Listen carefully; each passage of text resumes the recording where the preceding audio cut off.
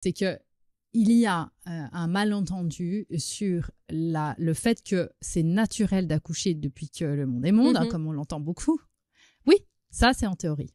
Ouais. Sauf qu'on vit aujourd'hui en 2025 et que ça s'est empiré au niveau du système, des protocoles, et les femmes et les couples sont aujourd'hui mis sous pression depuis le test de grossesse positif. Sans parler même du business, je parlais du business de la peur. Oui. Parce que la problématique qu'on voit aujourd'hui, c'est que, et ça va s'empirer, je le dis tout de suite, avec les technologies actuelles, il y a des algorithmes qui sont développés pour développer les problématiques in utero.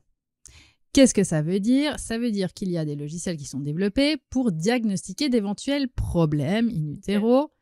Et dans ces cas-là, qu'est-ce qu'on suggère aux parents? De faire des interventions chirurgicales in utero. Sauf que quand tu fouilles un petit peu, tu te dis « Ah, mais tiens, c'est étrange. »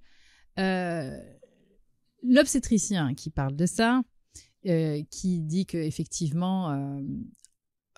D'ailleurs, j'avais fait une vidéo il y a quelques années sur lui pour lui répondre parce qu'il disait que les femmes qui voulaient accoucher chez elles, c'est les femmes qui voulaient accoucher dans le foin. Bon, alors, comme je le dis, moi, j'ai rien contre le foin, mais a priori, quand on accouche chez soi, on est quand même beaucoup plus dans une situation de luxe qu'à l'hôpital où on doit lutter pour que quelqu'un s'occupe de nous. À la maison, a priori, on a une sage-femme pour soi, ce qui n'est pas le cas dans une structure hospitalière.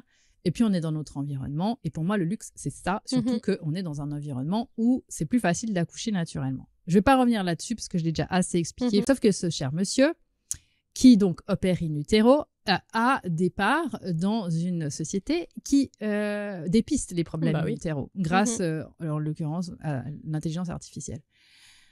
Si tu es jugé parti, pour moi, on ne parle plus de démarche scientifique, on parle de commerce. Ouais. C'est OK. Il faut juste savoir de quoi on parle. Oui, puis il faut juste que ça soit dit aussi. Exactement.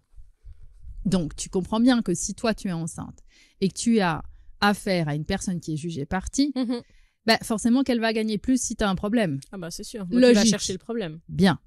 Ça s'entend, il faut le savoir. Après, les gens font ce qu'ils veulent. Mais le problème, c'est que c'est toujours pareil. On veut le bien pour son bébé, mais on ne sait pas où on met les pieds. Ou même des sages-femmes qui me disent, tu sais, moi, j'ai été contactée par un centre d'échographie pour que j'envoie mes patientes faire les échographies là-bas.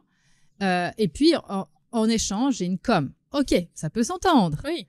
Sauf que, évidemment, que si tu veux avoir plus de com, faut faire plus d'échographies. C'est ça. Donc comment tu fais plus d'écho Une grossesse, ça dure 9 mois.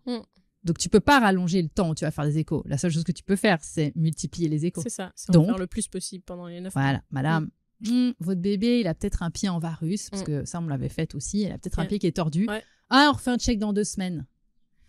Ah, votre bébé, il y a quelque chose qui me chicane. On refait un test dans 3 semaines.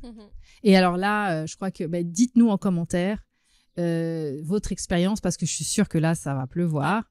Il y a tout le temps des histoires comme ça, où votre bébé est trisomique, en fait, il n'est pas trisomique. Ah, il faut faire une amniosynthèse. Ah, il faut faire... En fait, il faut toujours faire quelque chose. Tout checker. Donc, important de savoir comment ça fonctionne, les tests aussi. Et alors, par rapport même... C'est vrai que je reviens avec l'histoire du diabète gestationnel. Il faut comprendre dans quel contexte on a défini les seuils et quand est-ce qu'on parle de pathologie ou pas, parce que sinon, le projet d'accouchement naturel, comme je le disais tout à l'heure, il nous file sous le nez.